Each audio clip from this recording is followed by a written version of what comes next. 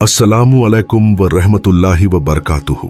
आज हम जिंदगी की उस सच्चाई पर चर्चा करेंगे जो हमें बताया गया है कि असली खुशी और संतोष बाहरी चीजों में नहीं बल्कि अंदर की अमीरी में है। जैसे जैसे हम बड़े होते हैं, उम्र का अनुभव हमें यह सिखाता है कि फालतू की चीजों पर खर्च करना जिंदगी का मकसद नहीं है।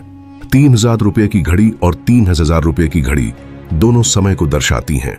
यह दर्शाता है कि मूल्य सिर्फ पैसा नहीं है बल्कि वास्तविकता कुछ और होती है।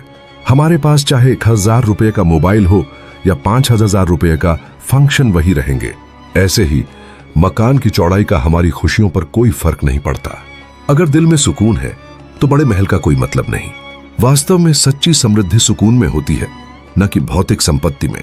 यह हमें एक महत्वपूर्ण सबक सिखाता है कि हमें अपनी औलाद को खुशी और संतोष का महत्व समझाना चाहिए। यह दिखाना चाहिए कि असली समृद्धि किस तरह की होती है। बिजनेस क्लास में सफर करना या इकोनॉमी क्लास में, दोनों ही मामलों में हम अपनी मंजिल पर पहुंचेंगे। यह सब बातें हमें यह बताती हैं कि जीवन में सबसे अहम चीजें हमेशा हमें बाहरी चीजों की कद्र करने में मदद करती हैं।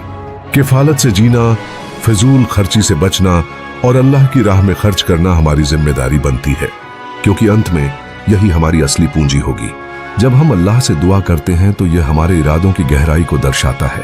हम ये मांगते हैं कि हमें सही राह पर चलने और दूसरों के लिए राहत पहुंचाने की तौफीक दी जाए।